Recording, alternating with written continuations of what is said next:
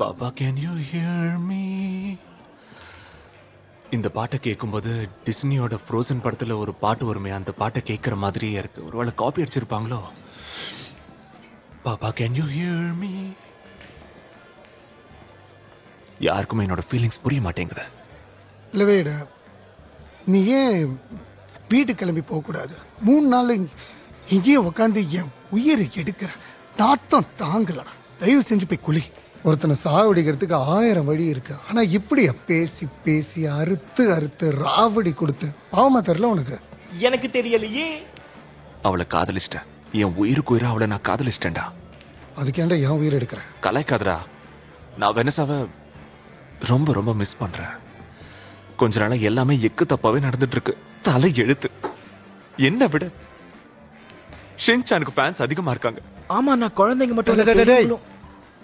அது பழைய நியூஸ். அதை விட நம்ம ட்ரெய்லரும் மாஸ் தானே. என் மச்சான், வாழ்க்கைன்னா 1000 விஷயம் வரும் போகும். கேட்கிறேன்னு தப்பா நினைச்சிக்காத. ஏதோ ஸ்மெல்லு வருது, அதுக்கும் உனக்கும் எந்த சம்பந்தமும் இல்லைல்ல. ஆத்திரம் வருதுடா. மூத்திரம் போயிட்டாரு சார். தம்பி, நான் உனக்கு கேட்கவா? இந்த மாதிரி உட்காந்த இடத்துல இருந்து மூச்சு விடாம 3 நாளா ஒருத்தவனை சாவடிச்சா நீ என்னடா பண்ணுவ? என்ன மாதிரி மானவ ரோஷம் இருக்கிறவனா இருந்தா கண்டிப்பா இந்த இடத்துக்கு செத்து நீ போயிருப்பாங்க. ஏன் இன்னும் சாகாம இருக்கன்னு என்னையே கேக்குறியா? அச்சுர போற, ஓடிடு. அப்படிலாம் இல்ல.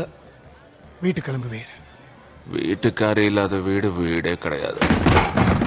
இல்ல இல்ல விட்டு ஸ்டடியா தான் இருக்கேன். No problem. உனக்கு டைம் கொஞ்சம் கூட சரியில்லை வேட். நீ அர்ஜென்ட்டா பரிகாரம் பண்ணணும். அப்பதான் நல்லது நடக்கும். நீ ஏதோ தப்பு பண்ணியிருக்க. சாமி குத்தம் ஆயிடுச்சா? ஐயா, சுவாமி சத்யானந்தா என்ன சொன்னார்னா, எச்சச்ச எச்சச்ச கச்சச்ச கச்சச்ச. ஐயோ, மீனிங் மறந்து. கொடுத்ததே 4 டைலாக். அதையும் ஞாபகம் வச்சுக்க மாட்டேன். பாட்டு திரையில உன்னை தூக்கிடுங்கப்பா.